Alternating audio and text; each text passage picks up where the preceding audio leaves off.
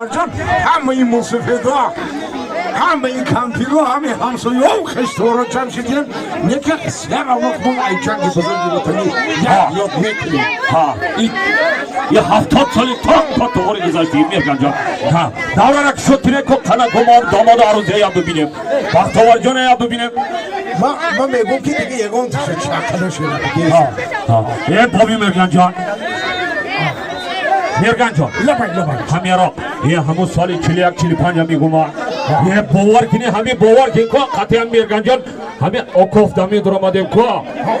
همه درود یک چای کبوت و چای پامیل دام کده خورده میشیشتم این هم فاشیست ها می آمدن بالای سر ماندن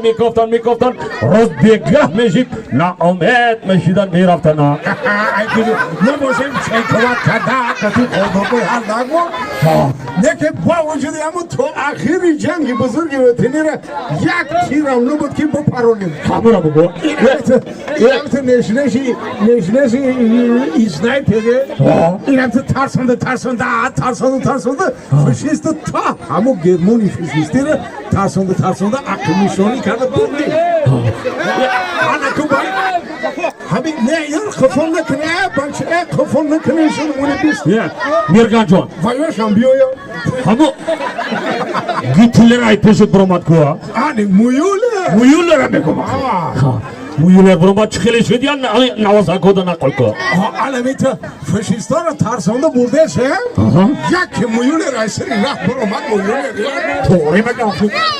مویوله رای سری راه برامد که با حالی ما خاندیده سن آخی همه خیلی قهران کرد که یه aynı leyon korkun ki giriye آخی خاندیده سن البته فهمیده که ما تیر پیر نداریم همین قهران کرد همه تو با تو میخندی با تو میخندی همین صدمه ایزادن کردم چلی گفته همین تا کاکر تکش کندم گرفتم اونجا توری میگم یه جوانی با تنومان بود با قوت بود این کنش نه کاکر تکش کندم گرفتم من چپ سر آمده سم دیگه مایوله رو میبینی اقفا زور کردم آمده سم مرگن جان عدای تجارستم و کاکر تک پا توری میگم یه مرگن جان خدا روزا را یکم بندادن ایشان بودی باور کنی یک روزی دهشت بود که 5 سالی پا توری نان نخورده جنگ کردم راست میگیم 5 سالی پا توری نان نخورده جنگ کردگیم 5 سال تو پتوهای جانم نام نخورد نکرد نان نخورده جنگ کردگیم روزادار بودی؟ نه 5 سال پا توری نان نخورده جنگ کردگیم آخی نان نبود بیچاره برن همو کدر میگن نان نخورده جنگ میکردیم و بعد دایی 5 سال دراز ها دایی 5 سال دراز با شما چی خورده؟ فقط خیلی خوردیم دا فقط خیلی خوردیم خیلی خورده معلومه که دراز نیستم دار مرحبا خدا بایی جان عقیب